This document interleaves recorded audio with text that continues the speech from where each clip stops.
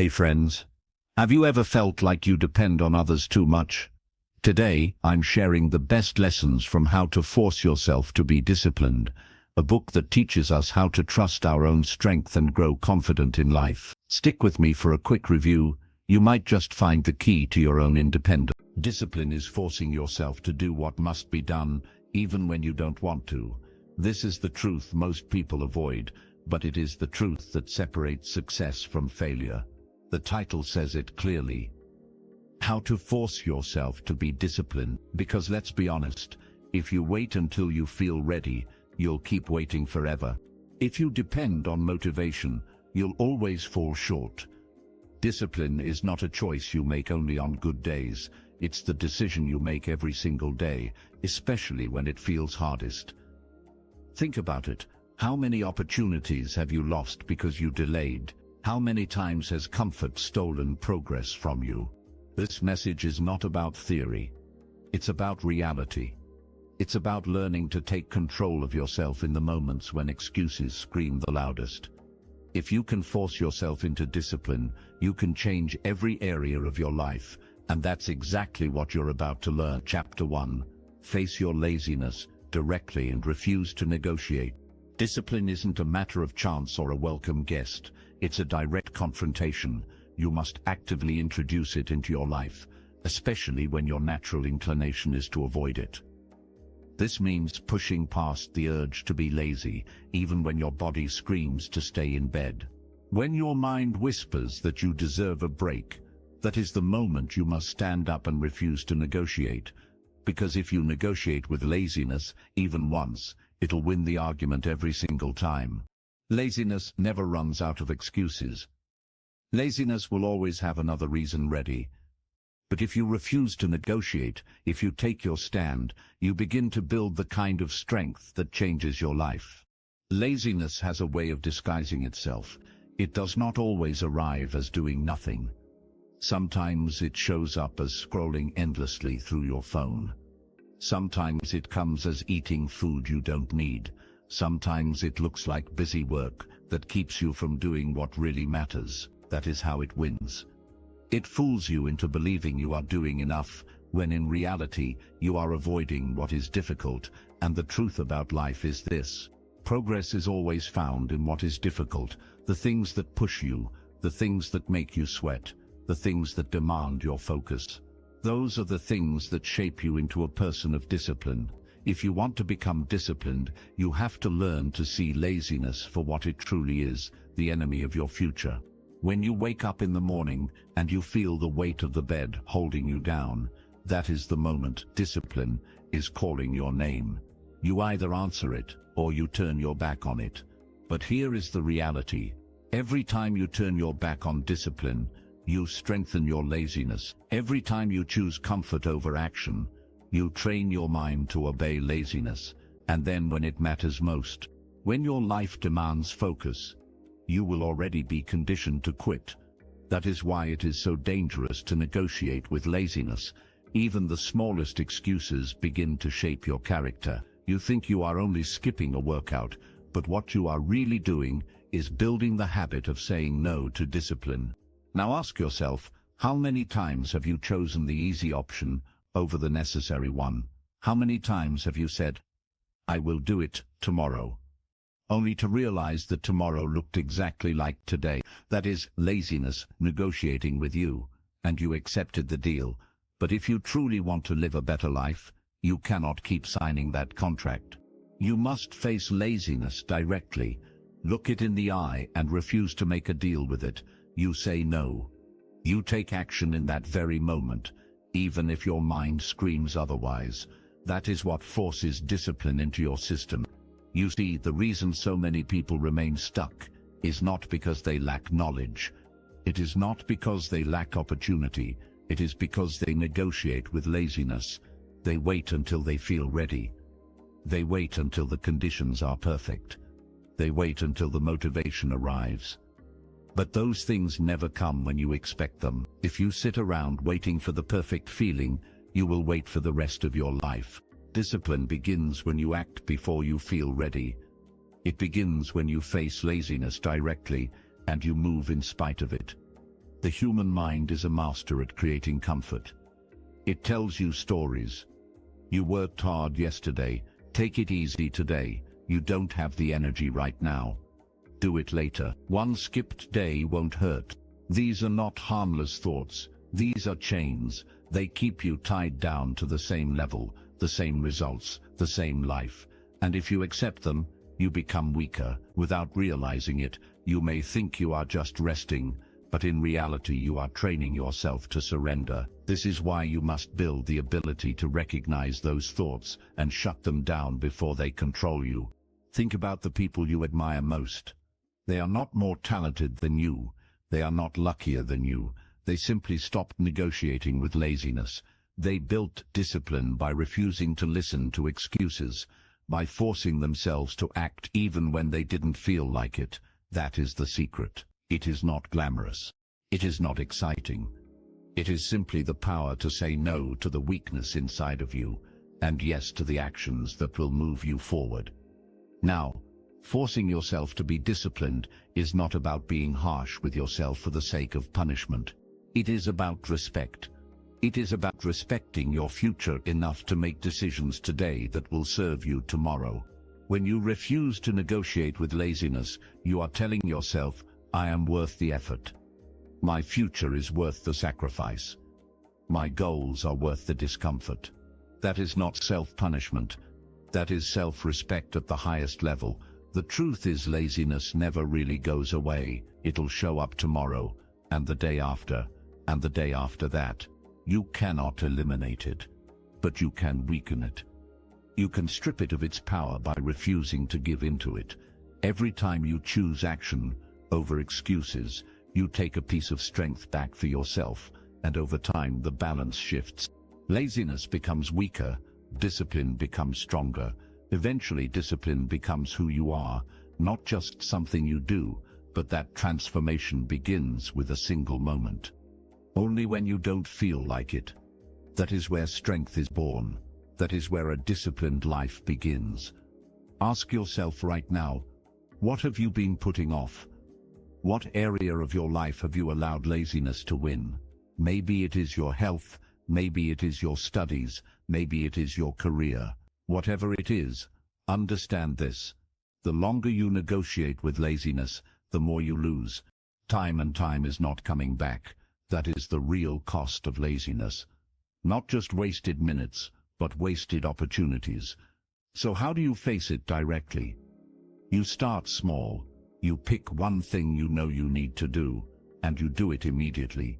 You do not think about it. You do not debate it. You do not ask how you feel.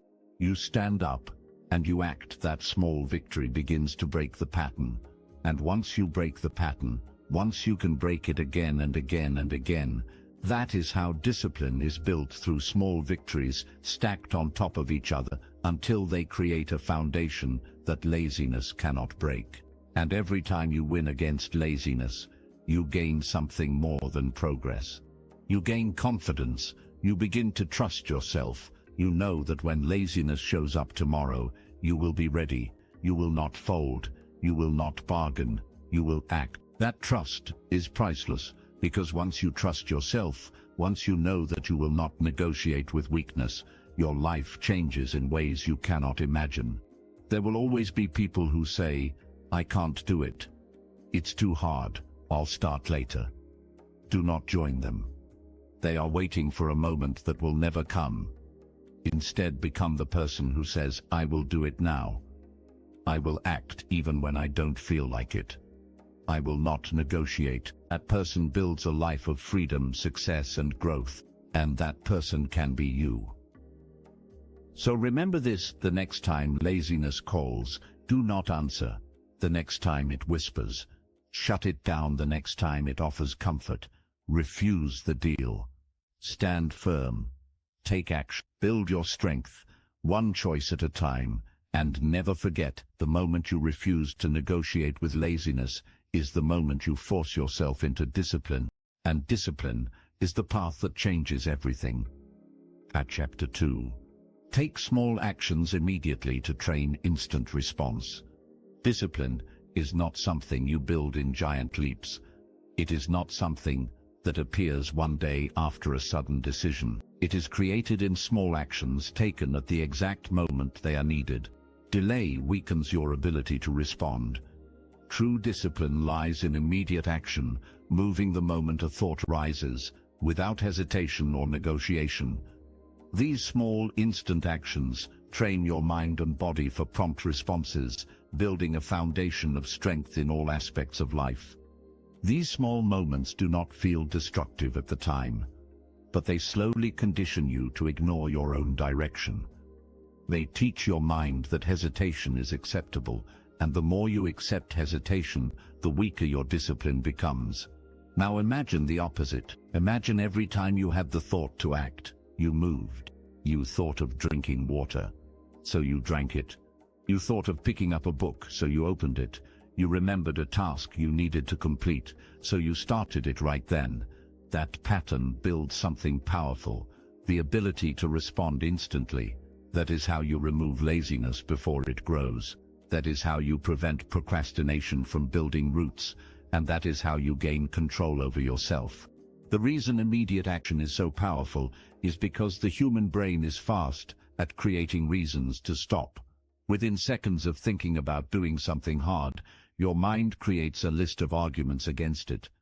It tells you you are too tired. It tells you you'll have more energy later. It tells you it's not urgent right now, but those arguments only appear when you wait.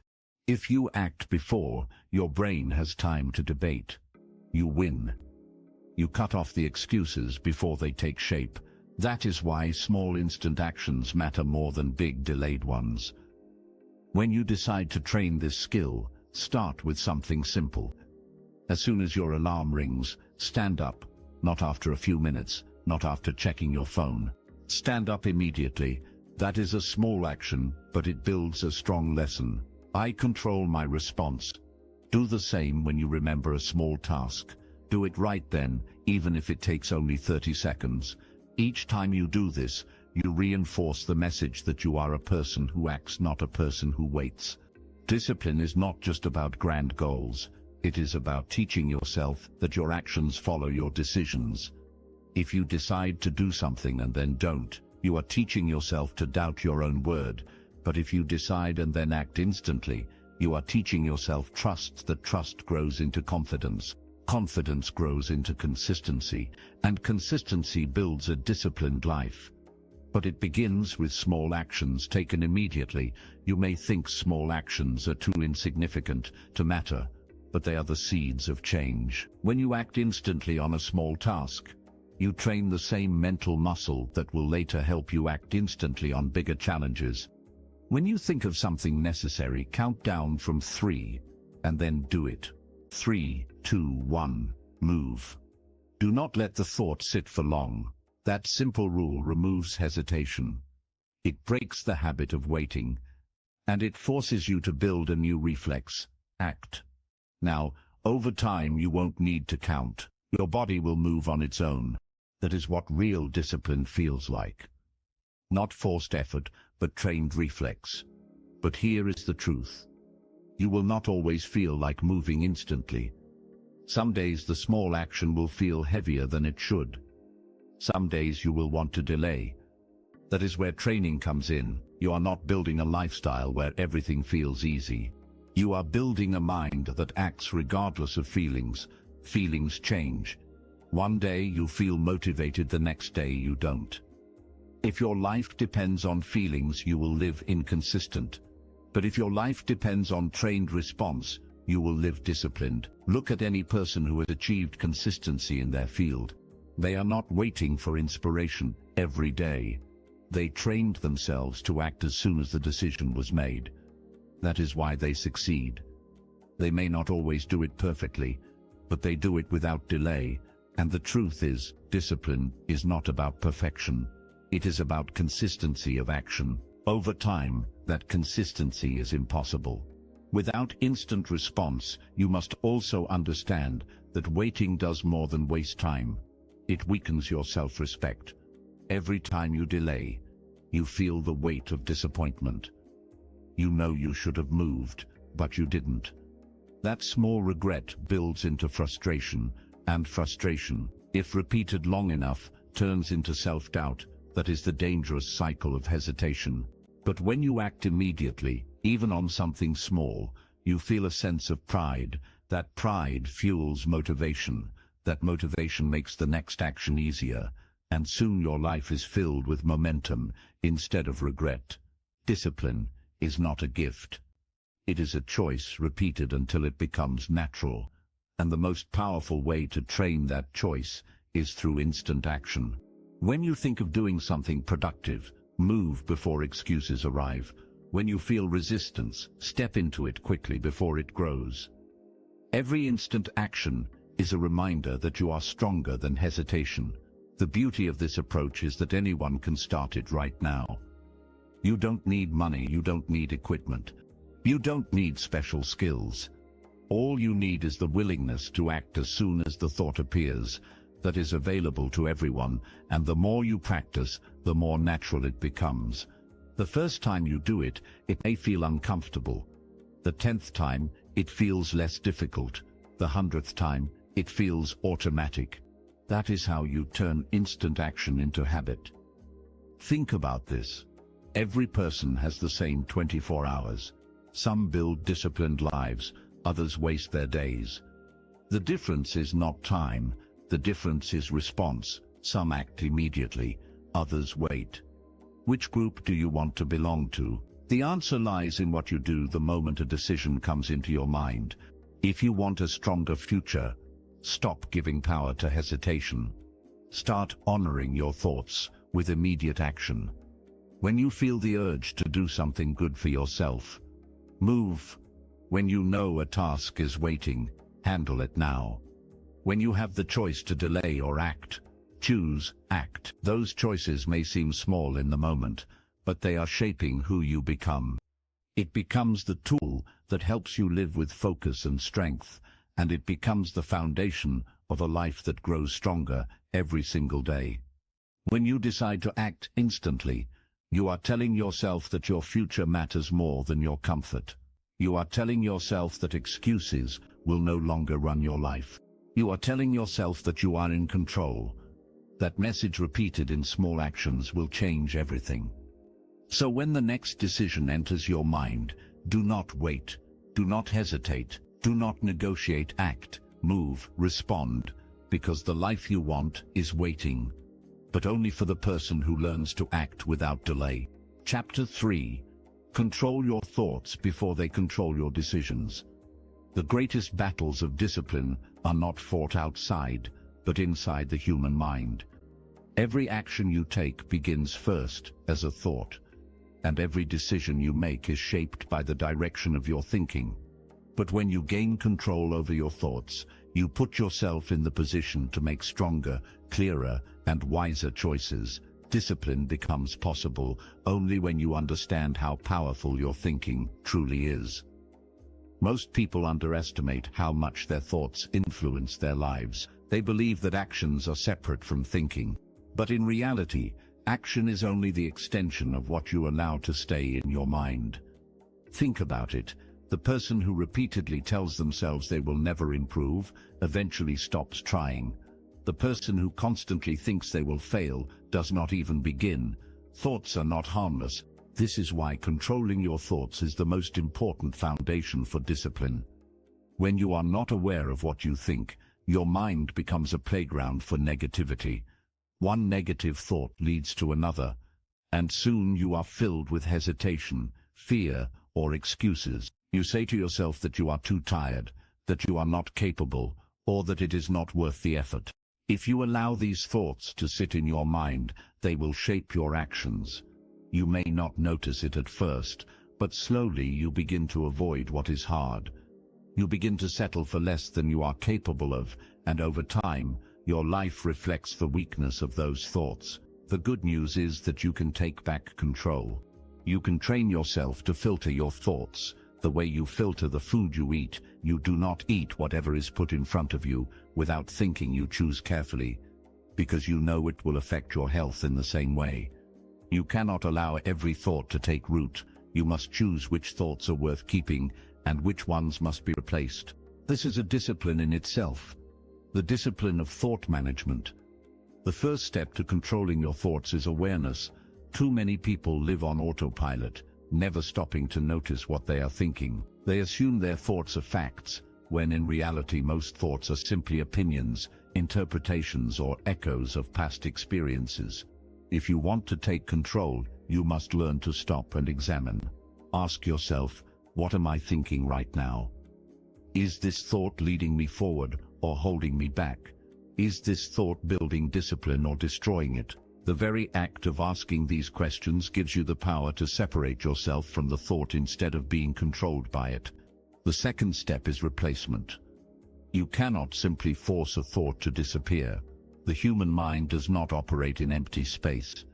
If you want to get rid of a destructive thought, you must replace it with a constructive one. If your mind says, "I can't do this," you replace it with, "I may struggle, but I can learn and improve." If your mind says, "I don't feel like starting," you replace it with, "I will begin now," because starting creates momentum. Replacement is not about pretending everything is perfect. It is about directing your mind toward thoughts that build strength rather than weakness. Another important step is to limit the input that feeds negative thoughts.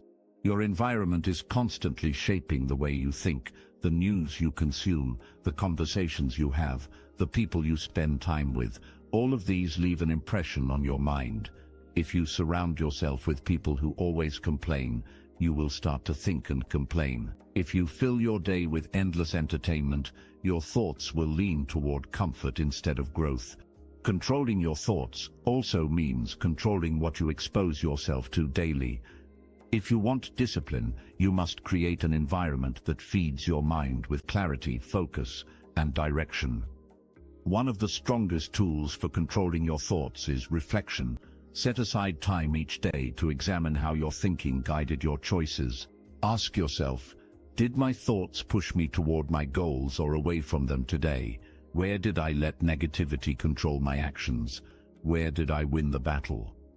In my mind, this habit builds awareness and allows you to make corrections before poor thinking becomes a habit. The more often you reflect, the quicker you catch harmful patterns. Understand this truth. Your feelings often follow your thoughts. If your thinking is undisciplined, your emotions will be unstable. You will feel discouraged, overwhelmed, or anxious, not because of circumstances, but because of how you are thinking about them. But when you control your thoughts, your emotions become more stable. It'll tell you the task is too big, that you don't have enough time, that failure is certain. But when you step back, you realize those are not facts, they are fears. Discipline grows when you confront those fears with truth. The task may be big, but it can be broken into steps. You may not feel ready, but you can start with what you have. Failure may be possible, but so is success. Challenging thoughts is how you prevent them from dictating your behavior. Controlling your thoughts is not about ignoring difficulty. Life will always present challenges. The person who disciplines their thoughts says, "This is difficult, but I can handle it one step at a time." The person who does not control their thoughts says, "This is difficult, so I won't try." Same situation, different thought, completely different outcome. If you want to make this practical, begin by paying attention to the small moment. Notice what you say to yourself when the alarm rings. Notice what you think when you face a hard task. Notice the thoughts that appear when you feel tempted to delay. Then begin the practice of replacing them instant. Instead of 5 more minutes of sleep, say, "Getting up now strengthens me," instead of "I'll do it later." Say, "Doing it now keeps me disciplined." Instead of "This is too much," say, "I will take the first step." This is how you slowly retrain your mind to work for you instead of against you. Over time, as you win more battles in your mind, you begin to feel stronger. You trust yourself more because you know your thoughts no longer control you. People often think discipline is about restriction, but it is the opposite. When your thoughts are clear and directed, you are free from the chaos of impulses and doubts. You are free to decide your own actions instead of being pulled by every feeling. That freedom gives you strength. It gives you peace, and it gives you the ability to move forward consistently, even when life is difficult. The difference between those who stay stuck and those who grow is simple.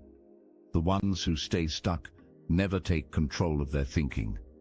They let their thoughts run wild, and those thoughts lead them into poor decisions, wasted time, and regret. The ones who grow learn to master the inner dialogue. They choose thoughts that serve them. They replace weakness with strength, and because of that, their actions follow a higher path. From this moment forward, make it your mission to notice your thinking. Treat every thought as a visitor, knocking on the door of your mind. Some visitors you welcome in because they bring value. Others you send away because they bring harm. The power to decide who stays and who leaves is yours. When you exercise that power daily, discipline becomes not just an action, but a way of life. Do not wait until your thoughts drag you into poor decisions. Take control. At the first moment, direct your mind before it directs you. Replace weakness with strength, doubt with determination, hesitation with action. This is how you take ownership of your life, and this is how you build the discipline that will carry you to every goal you set for yourself. Chapter 4. Force repetition until your brain accepts new behavior. Human behavior is built on patterns. Whatever you do repeatedly becomes easier to do. Again, the brain is designed to adapt, and it does not care whether what you repeat is useful or destructive. If you repeat procrastination, it becomes natural. If you repeat excuses, they become automatic. If you repeat strength, that becomes automatic too. The way you rewire your brain for discipline is through deliberate repetition, forcing yourself to do the behavior again and again until it feels normal. At first it feels uncomfortable, even unnatural, but repetition changes what your brain accepts as familiar. Think about the first time you tried to do something difficult. It felt heavy, awkward, or exhausting. Maybe it was exercising, waking up earlier than usual, or speaking in front of others. The first time is always the hardest. Notice what happens after you repeat it. The difficulty begins to fade. The task feels less foreign, and eventually it becomes a regular part of your life. That shift did not happen because the task changed. It happened because your brain adjusted to the repetition. What was once unusual became routine. The problem for most people is that they quit before that adjustment takes place. They start a new behavior, but when it feels uncomfortable, they tell themselves it is not for them. They expect discipline to feel natural immediately, but nothing feels natural in the beginning. Walking once felt impossible, reading once felt overwhelming, driving once felt terrifying. You overcame those things only because you forced repetition until your brain accepted them. The same principle applies to every habit you want to build. Discipline grows when you push past the stage of discomfort and keep repeating. That is the test. The brain is stubborn. It prefers the old patterns. It wants to keep you in what feels safe. When you introduce a new behavior, it resists. That resistance is not a signal to quit. It is a signal that your brain is adjusting. If you keep repeating, you break the resistance. But if you stop, you train your brain to resist even more the next time. This is why forcing repetition is not optional. It is necessary. The key to making repetition work is consistency, not intensity. Doing one massive effort and then stopping does not rewire anything. Doing something small every day does. If you want to build the habit of reading 2 pages every single day is more powerful than reading 100 pages once a month. If you want to exercise, moving your body daily is more effective than training hard once and then resting for weeks. The brain learns through rhythm, through the daily act of repeating, not through random bursts of effort. You must also remove the expectation of instant change. Too many people want quick results. They want their brain to accept new behavior after 1 or 2 tries. When that does not happen, they quit. But your brain does not change on demand. It changes with repetition. If you can survive the middle stage, you will succeed. This is where discipline becomes real. doing the action even when you do not see results yet. Imagine planting a seed and digging it up every day to check if it is growing. It'll never take root. Behavior works the same way. If you stop repeating too soon, the habit never has time to form. But if you give it enough consistent repetition, the roots grow deep, and soon the behavior belongs to you. You do not have to think about it anymore. It becomes part of your identity. Repetition also has another powerful effect. It builds evidence for your mind. Every time you repeat a disciplined action, you are showing yourself proof that you can do it. One push-up proves you are capable of moving. One day of writing proves you are capable of producing. One day of controlling your schedule proves you can direct your time. Each repetition is evidence that weakens doubt and strengthens belief. Eventually the belief becomes so strong that the behavior is no longer forced. It is who you are. There will be moments when you feel tired of repeating. That is natural, but those are the exact moments where change is happening the most. Repetition carves grooves into your brain, and every time you continue despite boredom or fatigue, you make those grooves deeper. The deeper the groove, the easier it becomes to repeat. If you want to build the habit of gratitude, write down 3 things you are thankful for right after brushing your teeth.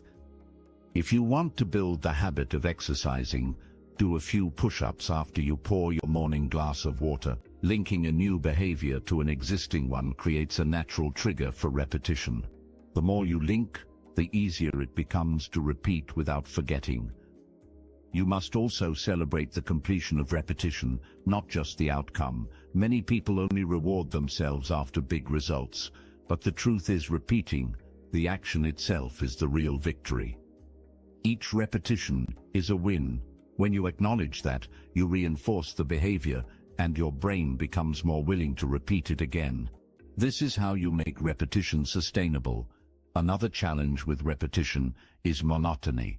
Doing the same thing every day can feel boring. But boredom is part of training. Your brain craves novelty. But novelty does not build discipline. Repetition does. You must be willing to endure the plain days, the days where it feels uneventful, because those days are the ones that change you. When you learn to stay consistent without needing excitement, you prove to yourself that you are serious. That seriousness is what separates those who succeed from those who quit. Think about how repetition has shaped your current life, the way you walk, the way you speak, the way you react to stress. All of it came from repetition. You did it enough times until it became automatic. If repetition shaped your old habits, it can shape new ones too. The question is not whether repetition works. It always works. The question is whether you are willing to force it long enough for your brain to accept it. The most powerful part of repetition is when it moves from being something you do to something you are. At first you say, I am trying to be disciplined.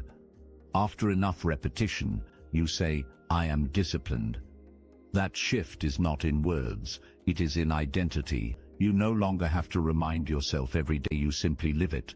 But the only way to reach that stage is through forced, consistent repetition.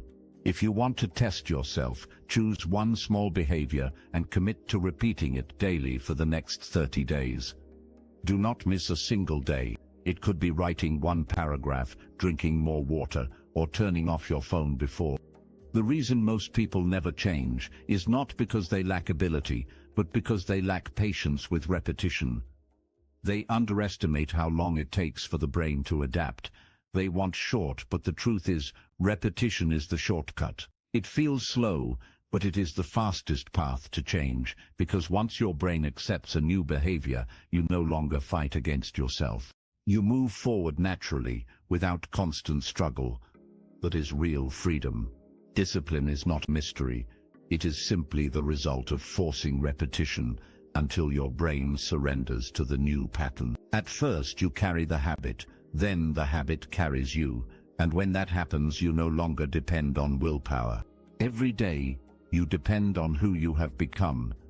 The transformation is available to anyone willing to repeat long enough. So do not quit at the stage where it feels unnatural. Do not give up when it feels boring. Do not stop when results are not immediate. Repeat. Force the behavior again and again until it feels like part of your identity. That is how discipline is created. That is how lives are changed. And that is the path waiting for anyone who chooses to repeat until the brain accepts the new way of living. Chapter 5. Replace negative self-talk with strict self-direction. The way you talk to yourself is the most powerful influence on how disciplined you become. Every word you repeat in your mind either strengthens you or weakens you. If the voice inside you is full of doubt, excuses, and fear, then your actions will follow that pattern. You cannot live a disciplined life if you let negative self-talk control your decisions. Discipline begins with learning to replace destructive language in your head with strict self-direction. You must speak to yourself like a leader who gives orders, not like a critic who tears you down. Negative self-talk often comes quietly. It tells you that you are not ready. It reminds you of past failures. It whispers that the effort is too much. Most people allow those thoughts to become permanent companions, not realizing that every time they agree with them, they are shaping their future.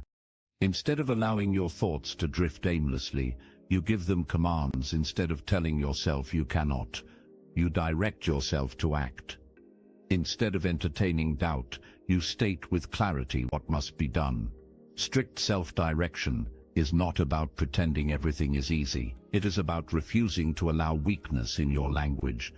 Your words must reflect the standards you want to live by.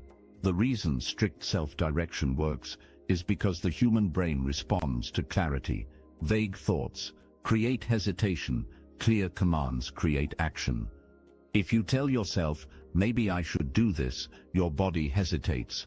If you tell yourself, I must do this now, your body follows. The tone you use with yourself matters.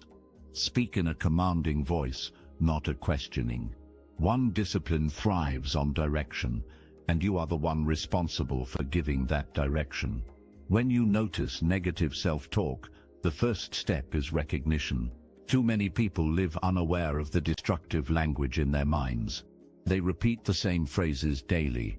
I am too tired. I am not smart enough. I will never succeed. These phrases become so common. They feel normal, but once you learn to notice them, you realize they are not harmless. They are shaping your discipline. Recognition allows you to interrupt the cycle. When you catch yourself saying something weak, you stop it. You refuse to entertain it further. The second step is immediate replacement. Do not leave the space empty, because negative talk will always try to return. Replace it with strict direction. If you say, I cannot do this, replace it with, I will complete one step right now. If you say, I feel too lazy, replace it with, I will stand up and move immediately. Replacement turns destructive energy into constructive action. Over time, your brain begins to accept the new commands as the standard. Another key to replacing negative talk is precision. Do not give yourself vague encouragement. Do not simply say, I can do it. That is too broad. Instead, give yourself exact direction. Write one page now. Turn off the phone and focus. Start walking for 10 minutes. Precision eliminates the room for excuses. Negative talk thrives on vagueness. Strict direction kills it with clarity. You must also understand that strict self-direction requires firmness. You cannot give yourself soft orders and expect strong result. When your mind says, I don't feel like it, you must respond with authority. Do it now. That tone matters. You are not negotiating with yourself. You are leading yourself. Just as a coach directs an athlete with firm words, you must direct yourself with the same seriousness. If you treat your own words lightly, your actions will be light. If you treat them with seriousness, your actions will follow. With strength, self-discipline grows as you strengthen this inner dialogue. At first, you may feel resistance. The negative voice may push back. It'll argue with you, reminding you of every past failure. But the more often you replace it, the weaker it becomes. The voice of strict direction grows louder, and soon it becomes the dominant one. You begin to trust your own words because they no longer carry excuses, they carry authority. That trust is what builds confidence. It is also important to realize that negative self-talk does not always sound harsh. Sometimes it disguises itself as kindness. It tells you that you deserve to rest when you have not yet worked. It tells you that taking it easy today will not hurt. It tells you that tomorrow will be a better day to start. These thoughts feel comforting, but they are dangerous. They are traps that keep you weak. Strict self-direction cuts through those false comforts with clarity. It says rest is earned, not given. Do the work first. It says tomorrow will not be better unless you act today. That is how you protect yourself from the deception of comfort. Your environment will also influence your self-talk. If you spend time around people who constantly complain or lower their standards, their language will echo in your head. You will find yourself repeating their negativity even when they are not present. That is why you must be careful with the voices you allow around. You surround yourself with people who speak with clarity, strength, and direction. Their language will influence your own, and your inner dialogue will rise to match it. A practical exercise for replacing negative self-talk is to write down the most common excuses you tell yourself. Look at them clearly. Then next to each one, write the strict direction that should replace it. For example, I am too tired becomes I will begin for 5 minutes regardless of energy. I will never succeed becomes I will practice daily until I improve. Strict direction gives you the truth. You may not feel ready, but you are capable of action. You may not see results yet, but repetition will bring them. You may not be comfortable, but you are strong enough to continue. That honesty may feel harder to hear, but it builds the foundation for discipline. The ultimate goal is to create a voice inside you that you trust completely. A voice that does not give excuses, does not waste time, does not lower standards. A voice that gives clear, firm direction and expects obedience. When you build that voice, you no longer have to rely on temporary bursts of motivation. You no longer have to wait for inspiration. Your own words drive you forward every day. That is when discipline becomes a natural part of your life. Over time, you will notice the shift. The negative talk that once controlled your decisions will fade. The strict direction you practice will become automatic. You will wake up and hear yourself saying, "Stand up now." You will face a task and hear yourself say, "Start immediately." You will feel resistance and hear yourself say, "Do not stop until it is finished." That inner dialogue will guide you with power. It'll feel like having a strong leader inside you, and that leader will always push you toward growth. Every disciplined person you admire has built this skill. They did not silence negativity by accident. They replaced it with strict direction daily until it became second nature, and you can do the same. It requires awareness, replacement, precision, and firmness. It requires daily practice, but once you build it, you will never again be at the mercy of destructive self-talk. You will live with clarity, and your discipline will carry you forward.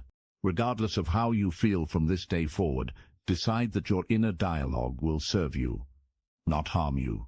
Stop giving space to negative self-talk. Replace every weakness with a command. Speak to yourself as a leader, not as a victim. Direct yourself firmly toward action, and never forget the words you repeat to yourself. At first it seems harmless, but over time, comfort weakens your drive and lowers your standards. The only way to break its grip is to use pressure to create conditions that demand action. When your body and mind would rather stay idle, without pressure, comfort will always win. With pressure, you force yourself to rise above it. Pressure is not your enemy.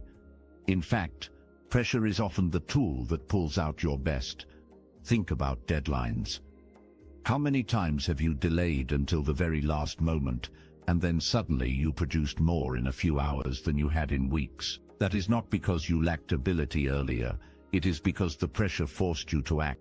The problem is that most people wait for external pressure, deadlines, emergencies or consequences before they move. Discipline grows when you learn to apply pressure on yourself before life does it for you. The truth is, comfort has no urgency. It convinces you that tomorrow is just as good as today. It convinces you that nothing terrible will happen if you delay. That is how it keeps you stuck. Pressure creates urgency. Pressure tells you the time is now, not late. When you use pressure correctly, you leave no room for comfort to slow you down. You create a system where action is not optional, where movement is the only choice. One way to create pressure is through accountability. When you tell someone about your commitment, when you make your goals visible, you introduce a kind of weight that pushes you forward. If you promise yourself you will exercise but tell no one, comfort may talk you out of it. But if you tell a friend, if you share it publicly, you feel pressure to follow through. That pressure removes the option of slipping back into comfort. It gives you an extra reason to act. Another way to create pressure is through deadlines. A goal without a deadline is just a wish. If you say you will get something done someday, comfort will stretch that day into months or years. But if you give yourself a firm date, you create pressure that demands focus even better. Shorten your deadlines. Challenge yourself to act sooner than feels comfortable. That urgency forces you to cut distractions and prioritize what matters most. Without deadlines, comfort will always stretch your timeline. With deadlines, you compress time and accelerate growth. You can also use financial pressure to strengthen discipline. Invest in something that requires you to commit. Pay for the class, buy the equipment, put money on the line. When you invest, you create pressure to use what you paid for. Many people waste opportunities because they never attach value to their commitment. When there is nothing to lose, comfort takes over. It is about refusing to settle. It is about refusing to let comfort dictate your effort. High standards create the kind of pressure that pushes you to act with seriousness, even when you do not feel like it. Another powerful way to use pressure is to visualize the cost of comfort. Ask yourself, what will my life look like if I continue choosing ease over effort? Picture the wasted time, the lost opportunities, the regret that builds over years. That vision creates emotional pressure. It reminds you that every choice has a consequence. When you see clearly what comfort will steal from you, you feel urgency to move.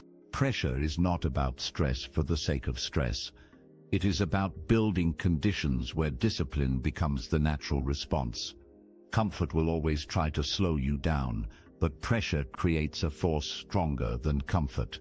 It directs you to act before you are tempted to delay. It tells you there is no later, only now. That habit of creating pressure builds resilience. It trains your mind to act even when comfort pulls hard. You must also learn to use pressure in moments of weakness. When you feel yourself drifting toward comfort, stop and give yourself a strict command. Speak with authority. Do it now, no delay. The firmness of those words creates instant pressure. It leaves no space for negotiation. That pressure pushes you forward. In the exact moment you are most vulnerable to comfort, without that firmness, you slip back into delay. With it, you build a record of victories against comfort. One overlooked form of pressure is responsibility when others depend on you. You cannot afford to choose comfort. Responsibility forces you to rise. Think about parents who sacrifice for their children, workers who push through exhaustion to provide, leaders who carry the weight of their team. They act, not because they always feel motivated, but because responsibility creates pressure that leaves no room for laziness. You can use this principle in your own life by taking on commitments that require your discipline. When someone else relies on you, comfort becomes a weaker option. It is important to understand that comfort will never disappear. It will always invite you to rest longer, to relax sooner, to wait a little more. You cannot eliminate that pull, but you can overpower it with pressure. Comfort is gentle, pressure is firm. Comfort whispers, pressure demand. The one you choose to listen to determines the direction of your life. If you want to test yourself, put deliberate pressure on your day. Give yourself strict timelines. Remove the easy options. Announce your commitments to others. Place yourself in environments where excuses are not possible. Each time you do this, you strengthen the muscle of discipline. You train yourself to act under pressure instead of shrinking under it. Over time, pressure stops feeling like stress. It feels like structure. It feels like the system that keeps you strong when comfort tries to weaken you. Remember, some of your greatest achievements will come when you place yourself under conditions that leave no choice but action. Comfort cannot exist where pressure is present. If you rely on comfort, your life will shrink. If you rely on pressure, your life will expand. You will grow stronger, more reliable, and more disciplined with every decision from this moment on. Stop waiting for external forces to pressure you. Create that pressure yourself. Decide on strict deadlines. Announce your commitments. Attach value to your action. Demand more from yourself than you currently accept. Use responsibility to keep yourself accountable. Remind yourself of the cost of staying comfortable. Each of these creates pressure that forces action, and comfort calls you back when it tells you to delay. When it tempts you with ease, answer it with pressure. Tell yourself firmly that action is required now. Move without hesitation. Choose progress over ease. That repeated decision builds the life of discipline you want. It is not easy, but it is possible, and every time you use pressure to defeat comfort, you prove to yourself that you are capable of far more than you. Chapter 7. Build mental toughness by choosing effort over relief. Mental toughness is the ability to keep moving forward when every part of you wants to stop. It is the strength to stay with the effort instead of escaping into comfort. Life constantly presents you with two choices: choose effort and grow stronger, or choose relief and stay weak. The easy road tempts you every day, but if you always take it, you will never know your real capacity. The disciplined life belongs to those who train themselves to choose effort consistently, even when the relief looks more inviting. You must understand that toughness is not built in comfort. It is created in the moments when effort feels heavy, when resistance feels unbearable, when you would rather escape. That is the exact moment where you can either quit or push through. If you quit, you teach yourself that relief is more important than progress. If you push through, you teach yourself that effort defines you. Over time, these choices shape your identity. You either become the person who gives in to relief or the person who thrives under effort. That pattern either builds weakness or builds toughness. The mind adapts to whichever one you feed. Choosing effort means you refuse to run from discomfort. You accept that growth requires pain. You accept that strength requires sacrifice. You accept that progress will never feel easy, but here is the truth. The discomfort of effort is temporary, while the weakness that comes from chasing relief lasts much longer. When you push yourself to complete the work, the pain fades and the reward remains. When you give in to relief, the comfort fades and the regret remains. Mental toughness is about training yourself to live for the long reward, not the short escape. Discipline requires you to recognize the tricks of relief. It is in the pattern that follows. Every time you allow relief to control you, you weaken your ability to choose effort next time. That is why you must be ruthless in rejecting false relief. Building mental toughness begins with small acts of effort. You do not need to start with the hardest challenge. Start with something simple like finishing your workout without cutting it short, completing your task before checking your phone, or staying focused for a set amount of time without distraction. Each of these small victories strengthens your tolerance for effort. They send the message to your mind that you can endure discomfort. The more you repeat them, the stronger your toughness becomes. As you grow stronger, you can begin to deliberately seek effort. Choose to walk instead of taking the elevate. Choose to stay with the problem instead of quitting when it gets hard. Choose to finish what you started, even when you want to leave it incomplete. Each of these choices builds your resilience. Mental toughness is not a gift you are born with. It is a habit you create by consistently choosing effort over relief. Another essential part of toughness is self-respect. When you choose effort, you prove to yourself that you can be trusted to finish that. Trust builds pride, and pride fuels confidence. But when you choose relief, you lose respect for yourself. You may enjoy comfort in the moment, but later you feel disappointed. That disappointment weakens confidence. You start doubting your own ability to follow through. The only way to reverse that is to rebuild trust through effort. Every time you push past comfort, you earn back your respect. Mental toughness also requires patience. Relief always looks attractive because it offers immediate comfort. Effort demands time before results appear. You may work for weeks or months before seeing significant change. This is where many people quit. They cannot handle the gap between effort and reward. But the disciplined person accepts that patience is part of the process. They understand that every day of effort is a brick in the foundation. They trust that the reward will come if they keep stacking those bricks. That trust is what allows them to keep choosing effort, even when relief is calling loudly. One practical way to build toughness is to set rules for yourself that you do not break. For example, you decide that you will not go to sleep until you complete your daily target. You decide that you will not stop halfway. Once you begin, these rules act as anchors. When relief tempts you, the rules remind you of the standard you live by. Strict personal rules create the kind of pressure that keeps you aligned with effort. Without them, it is too easy to drift into excuses. You must also remember that effort feels different once you get started. The hardest part is the beginning. The first few minutes of pushing yourself always feel heavier than the rest. That is where most people surrender. But if you force yourself past that beginning, the body and mind adjust, and the effort becomes manageable.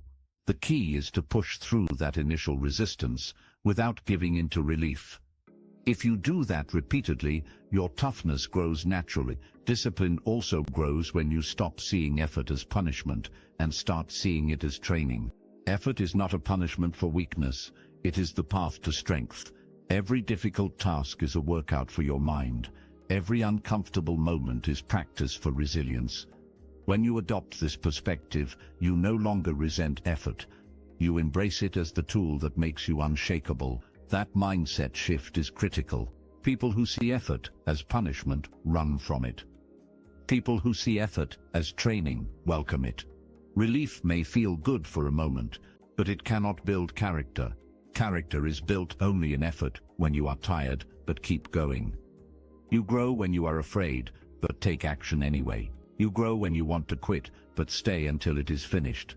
You grow. These moments define toughness.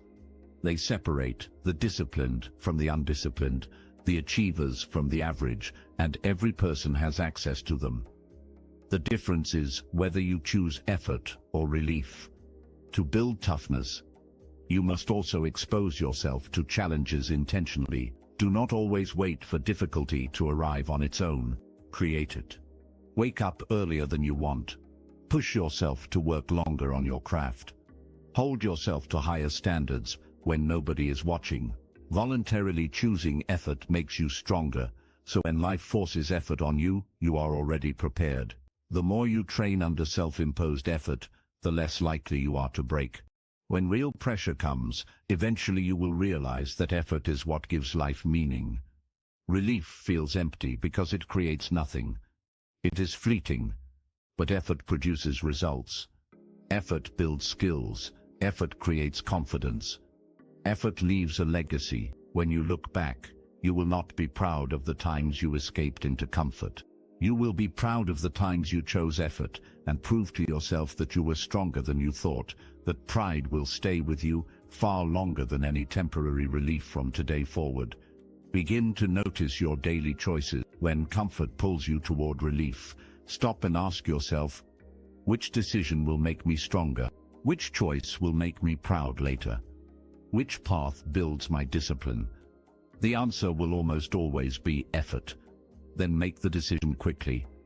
Do not give relief time to argue. Take the harder road and remind yourself that this is how toughness is built. Challenges that once broke, you will feel manageable. You will begin to carry yourself with quiet confidence, knowing that you can rely on your own strength. The transformation will not come from reading or wishing. It'll come from repeatedly choosing effort when relief was calling. This is the law of mental toughness. Every time you choose effort over relief, you grow stronger. Every time you choose relief over effort, you grow weaker. The decision belongs to you. And when you consistently choose effort, discipline stops being something you struggle for and becomes something you live naturally. Chapter 8. Fight impulses by reminding yourself of long-term pain. Impulses are quick, sudden urges that pull you toward comfort, distraction, or instant pleasure.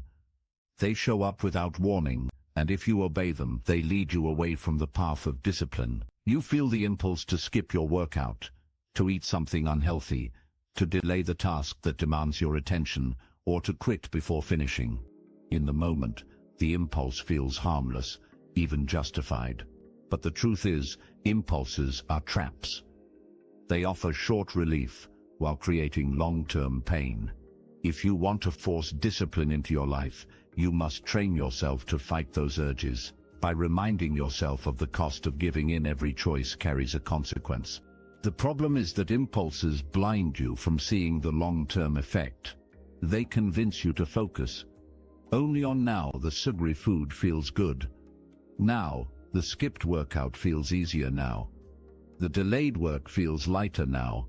But tomorrow you feel weaker. Tomorrow you feel behind. Tomorrow you carry regret.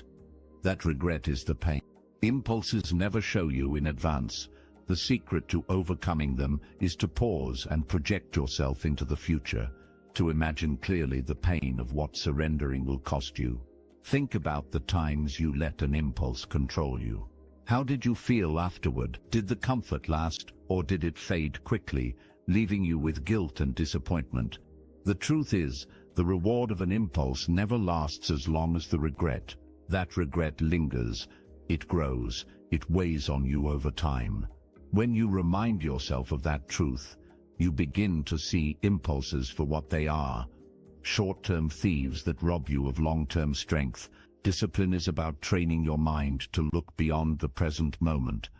Anyone can choose what feels good now, but the disciplined person chooses based on the impact tomorrow. This ability is what separates growth from stagnation. If you always chase impulses, you will live in cycles of starting and stopping, motivated one day and defeated the next.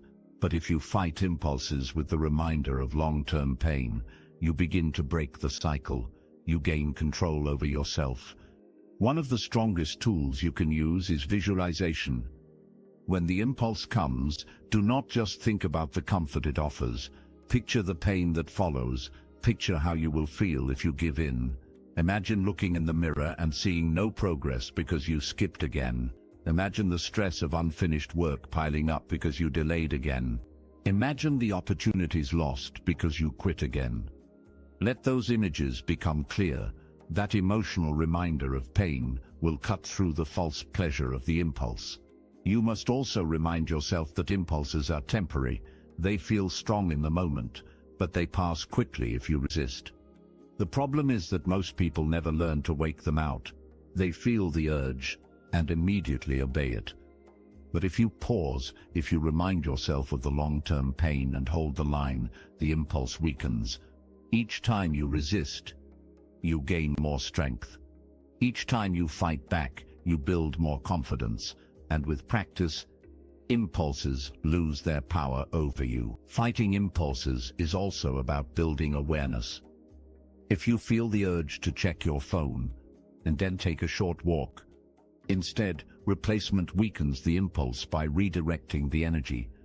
Over time, your brain learns that when the urge arrives, you do not obey it, you transform it into something useful. The cost of living by impulses is heavy. It may not destroy you in one day, but it chips away at your strength over time. One skipped workout is not the problem. But repeated impulses create a body you no longer respect. One delayed task is not the issue, but repeated impulses create a life full of missed opportunities. Every person who lives with regret today was once someone who gave into impulses yesterday. That is the reality. You must remind yourself of when the urge appears. If you want a disciplined life, you must accept that impulses will never disappear completely. They will always come. The goal is not to eliminate them, but to control them. You win by creating a gap between the urge and the action, by pausing long enough to remind yourself of the pain you are avoiding. It is about recognizing them and dismissing them quickly. You gain a sense of mastery over yourself. You begin to feel proud, not just of what you achieve, but of what you no longer surrender. To that pride becomes fuel for even greater discipline. Another strategy is to shift your perspective of pain. Most people run from pain, but discipline is about learning to face it. The pain of effort is temporary. The pain of regret is permanent. When you feel an impulse, ask yourself which pain you are choosing. If you act on the impulse, you are choosing the longer pain. If you resist and face the discomfort, now you are choosing the shorter pain. Discipline is about consistently choosing the pain that serves you, not the one that destroys you. It also helps to remind yourself of the kind of life you want to live. Do you want to be someone who obeys every urge, or someone who controls? Do you want to look back on your life with pride, or with regret? Your impulses will never think about that. They only care about now, but you must care about later. You must live with the bigger picture in mind. That vision is what allows you to resist the temptation of relief in the moment. Over time, your ability to fight impulses becomes one of your greatest strengths. You begin to trust yourself completely. You know that when the urge comes, you will not be a slave to it. You will recognize it, remind yourself of the pain it brings, and make the stronger choice. That trust gives you freedom. It gives you the ability to focus fully on what matters, because you are no longer controlled by urges. Discipline is the art of making decisions based on long-term vision rather than short-term desire. Impulses will always try to blind you to that vision.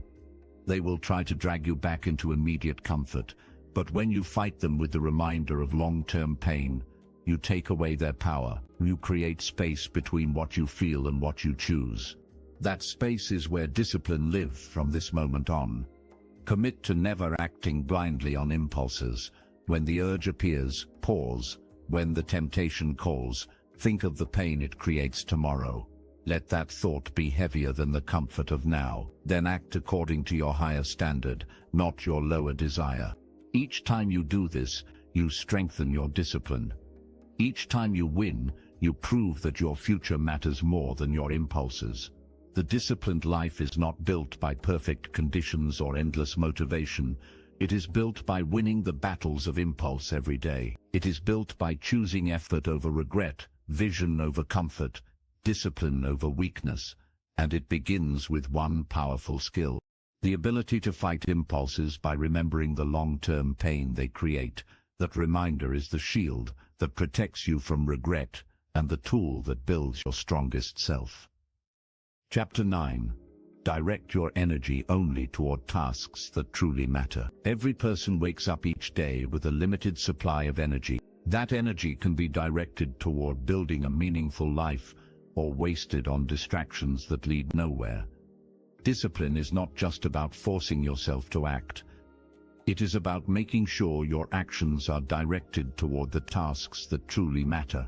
Without this focus, you can work hard all day and still feel empty because your energy went to things that made no real difference. A disciplined life is not measured only by activity. It is measured by progress in the areas that shape your future. The reason so many people feel drained yet unfulfilled is because they scatter their energy across too many things. They spend hours reacting to messages, scrolling through endless content, worrying about opinions that don't move their life forward, or chasing trivial tasks that make them feel busy, but not productive. At the end of the day, they are exhausted, yet nothing important has been built. That is the trap of undirected energy. When you live this way long enough, you begin to believe that effort itself is enough. But effort without focus is wasted. Effort, the discipline that changes your life, comes from saying no to the unimportant and yes, only to the essential. The first step to directing your energy wisely is clarity. You must know what truly matters to you. Without clarity, you will be pulled in every direction by demands, temptations, and distractions. Ask yourself, what are the few things in my life that create the biggest results? What actions move me closer to health, growth, stability, or freedom? These answers will not be the same for everyone, but every person must define them. Once you are clear, the discipline is to align your energy only with those priorities. It is easy to get caught in the noise of daily life. Every notification, every invitation, every request from others pulls at your attention. If you do not protect your focus, the world will decide for you where your energy goes, and the world will rarely direct you toward your highest priorities. That is why you must be deliberate. You not simply hope your energy will go to the right places. You must decide in advance. You must protect your focus like it is your most valuable resource, because it is one of the strongest strategies is to identify your top 3 tasks each day. The tasks that truly matter, and commit to completing them before anything else. These are not errands or busy work. These are the actions that align with your long-term goal. When you give your energy to them, first, you ensure that no matter what else happens, your day produces progress in what counts. Too many people fill their mornings with small distractions, and then wonder why they have no energy left for the work that matter. Discipline means flipping that pattern, doing the important first, and leaving the trivial for later, if at all. Another way to direct your energy is by creating boundaries. Discipline is not just about what you do, but about what you refuse to do. Every time you say yes to something meaningless, you are saying no to something meaningful.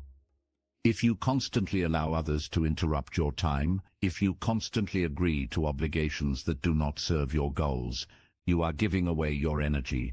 Discipline requires the strength to say no firmly and without guilt.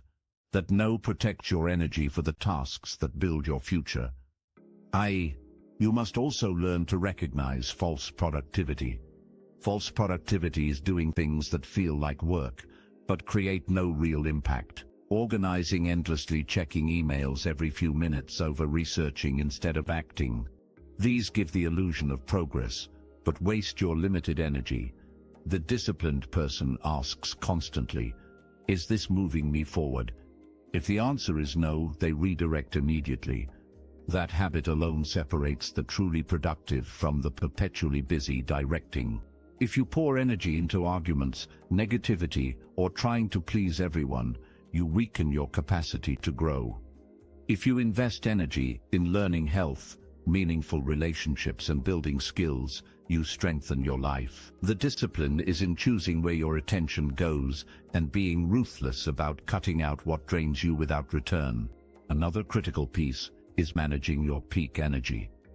Every person has hours in the day when they are sharpest. For some, it is the morning. For others, later in the day, the disciplined person identifies those hours and reserves them for the most important work. They do not waste their sharpest energy on trivial tasks, and they wonder why nothing changes. When you track your habits honestly, you see clearly the leaks in your discipline. Awareness creates the opportunity to redirect. Each time you catch yourself drifting, you can remind yourself, this is not where my energy belongs. Then you bring it back to the tasks that matter. Directing energy requires courage, because it often means disappointing others. People will always want your attention for things that benefit them, not you. They will not care if it drains your focus. If you do not stand firm, you will constantly give away your energy. Discipline is not about being selfish. It is about being intentional. If you cannot protect your energy, you cannot build the life you want, and when you waste your energy, nobody else pays the price you do. There is also a deeper reason why directing your energy is essential. Life is short. and every day you spend on meaningless tasks is a day you never get back. The regret of wasted energy is painful.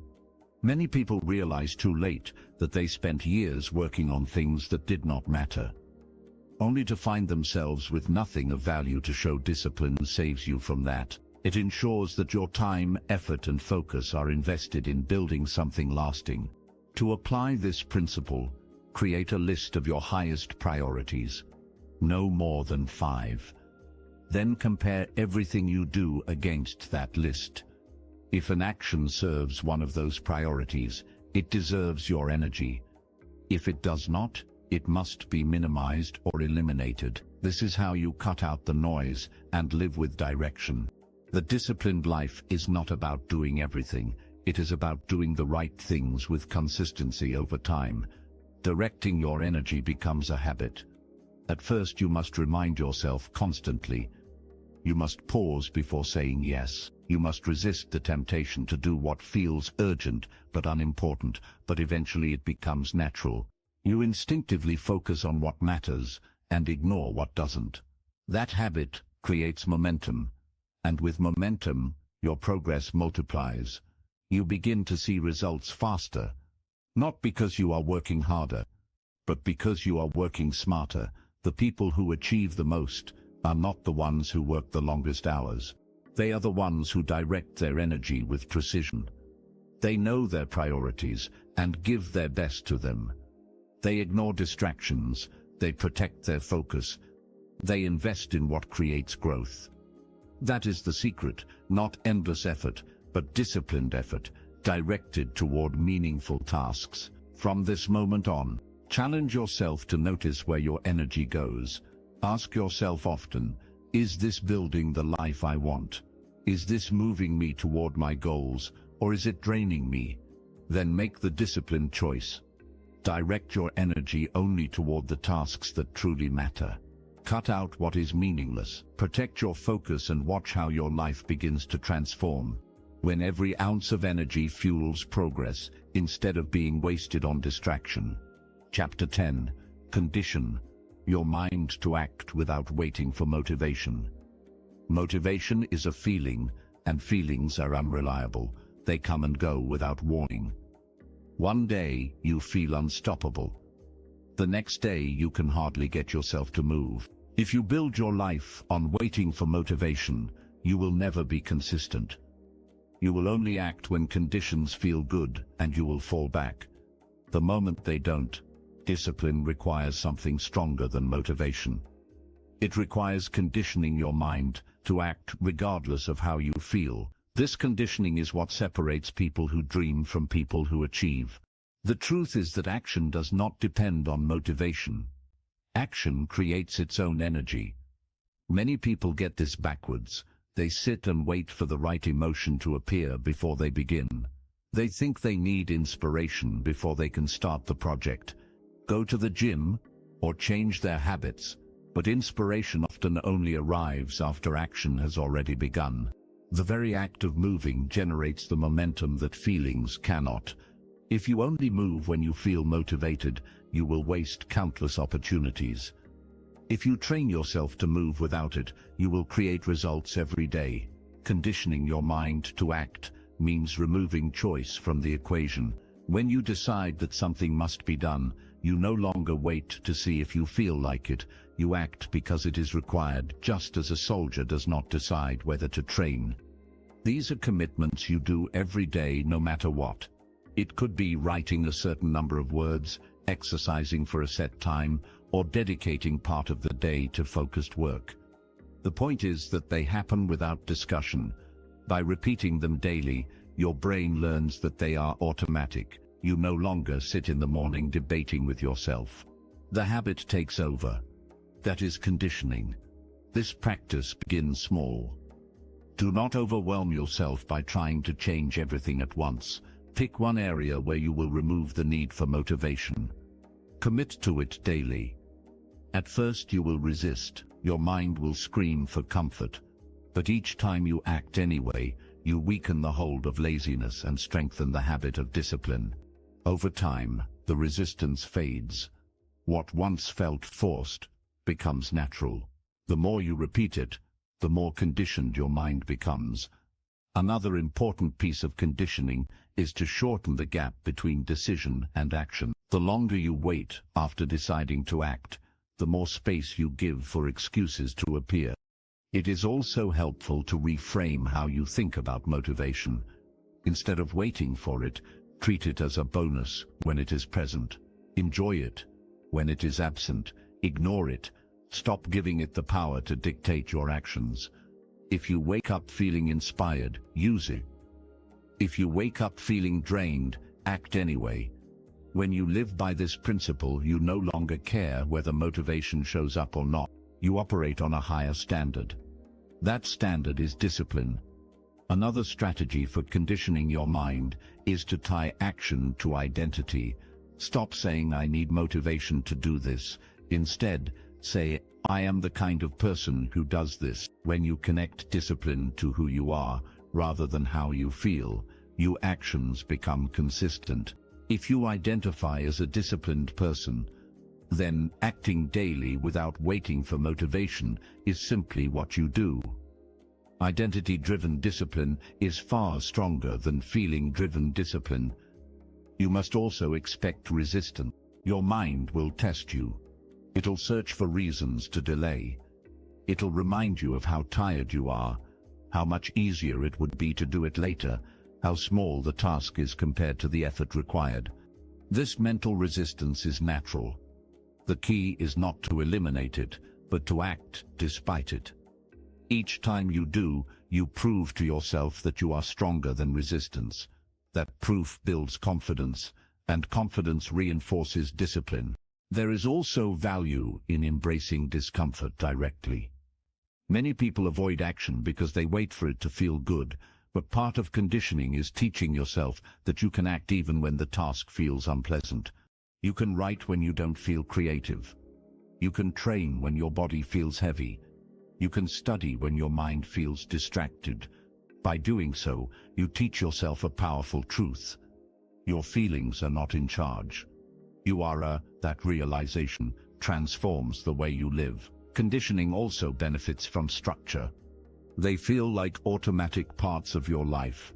The fewer decisions you leave to feelings, the stronger your discipline becomes. Think about the people you admire who have achieved extraordinary results. Do you believe they felt motivated every day? Of course not. They acted because they trained themselves to move without motivation. They understood that the work must be done, whether the emotion was there or not. That is why they are consistent. Consistency is not built on inspiration. It is built on conditioning. The cost of waiting for motivation is high. You lose time, you lose progress, you lose trust in yourself. Each time you delay, you reinforce the belief that you cannot act without the right move. That belief grows stronger until you feel powerless to change. But the opposite is also true. Each time you act without motivation, you reinforce the belief that you are in control. That belief grows stronger until action becomes second nature. That is the path to freedom from today on. Stop relying on feelings to guide your life. Train yourself to act based on commitment. Condition your mind by repeating daily actions until they are automatic. Shorten the gap between decision and movement. Create non-negotiable standards. Embrace discomfort as part of the process. Treat motivation as optional, not essential. These principles will condition your mind into a force that acts regardless of how you feel. And when you master this, you become unstoppable. You no longer need to wait for inspiration to visit you. No longer waste days because motivation didn't show up. You live with certainty, knowing that no matter what you will act, that certainty is the foundation of discipline, the foundation of progress, and the foundation of a life of strength.